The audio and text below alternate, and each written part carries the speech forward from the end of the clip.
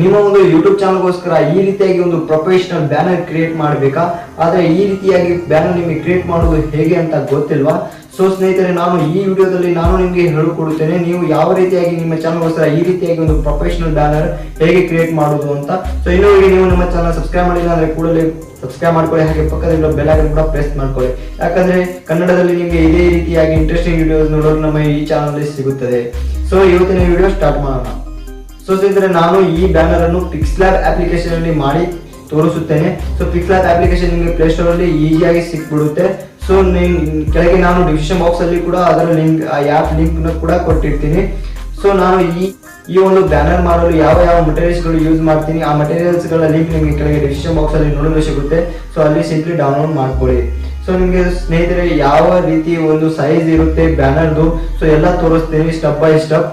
So ನಾನು ಹೇಗೆ ಮಾಡ್ತೀನಿ ಅದೇ ರೀತಿಯಾಗಿ ನೀವು ಸ್ಟೆಪ್ ಬೈ ಸ್ಟೆಪ್ ಮಾಡ್ಕೋತಾ ಹೋಗಿ. ಸೊ ನಿಮಗೆ ಒಂದು ಬ್ಯಾನರ್ ಹೇಗೆ ಮಾಡುವಂತ ಗೊತ್ತಾಗುತ್ತದೆ. ಸೊ ವಿಡಿಯೋ ಸ್ಟಾರ್ಟ್ ಮಾಡೋಣ.